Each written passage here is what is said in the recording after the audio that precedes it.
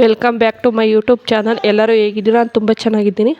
ಯಾರೆಲ್ಲ ನನ್ನ ವೀಡಿಯೋ ನೋಡ್ತಿದ್ದೀರೋ ಸಬ್ಸ್ಕ್ರೈಬ್ ಮಾಡ್ಕೊಳ್ರಿ, ಸಪೋರ್ಟ್ ಮಾಡಿ, ಲೈಕ್ ಮಾಡಿ, ಕಮೆಂಟ್ ಮಾಡಿ, ಶೇರ್ ಮಾಡಿ. ಬೆಳಗ್ಗೆನೇ ನಮ್ಮ ಮನೆ ಹತ್ರ ಈ ಥರ ಸೂರ್ಯನ ಬೆಳಕು ಬೀಳ್ತಾ ಇತ್ತು ನೋಡಿ, ಎಷ್ಟು ಚೆನ್ನಾಗಿ ಕಾಣ್ತಾ ಐತೆ. ಬೆಳಗ್ಗೆನೇ ಈ ಥರ ಸೂರ್ಯ ನೋಡಬೇಕು ಅಂದರೆ ತುಂಬ ಖುಷಿ ಆಗ್ತೈತೆ ನನಗೆ. ನಮ್ಮಮ್ಮ ತಗರಿಕಾಯಿ ಕಿತ್ಕೊಬತ್ತವ್ರೆ. ಬೆಳಗ್ಗೆನೇ ತಗರಿಕಾಳು ಸಾಂಬಾರು ಮಾಡೋಣ ಅಂತ ತಗರಿಕಾಯಿ ಕಿತ್ಕೊಬಂದು ಸುಲಿತಾವ್ರು ನೋಡಿ ಫ್ರೆಂಡ್. ಅವ್ರ ಅಜ್ಜಿ ತಗರಿಕಾಯಿ ಸುಲಿತಿದ್ರೆ ನನ್ನ ಮಗಳು ನಾನು ಸುಲಿತೀನಿ ಕಣಜ್ಜಿ ಅಂತ ಹೋಗ್ತಾವಳೆ. ಈಗ ಹಸೆಕಾಳು ಕಾಲ ಆಗಿರೋದ್ರಿಂದ ಯಾರು ಬಂತಾಗ ನೋಡ್ರಿ ಹಸೆಕಾಯಿ ಸುಲಿತಲ್ಲೇ ಇರ್ತಾರೆ. ನನ್ನ ಮಗಳು ಮರ ತಗೊಂಡು ನಾನು ಕೇರ್ತೀನಿ ಅಂತ ಹೋಗ್ತಾವಳೆ. ಅವ್ರ ಅಜ್ಜಿ ಹಂಗೂ ನಗ್ತಾ ಇತ್ತು.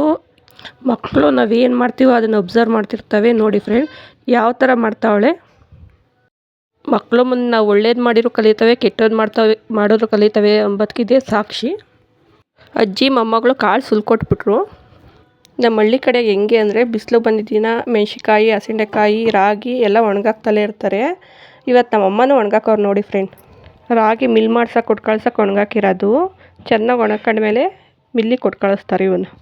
ಮನೆ ಮುಂದೆ ತೋಟದಾಗ ಎಷ್ಟು ಚೆನ್ನಾಗೈತೆ ನೋಡಿ ಫ್ರೆಂಡ್. ನೋಡಿದರೆ ತುಂಬ ಖುಷಿ ಆಗ್ತೈತಿ ಇದೆಲ್ಲ ನೋಡೋಕ್ಕೆ.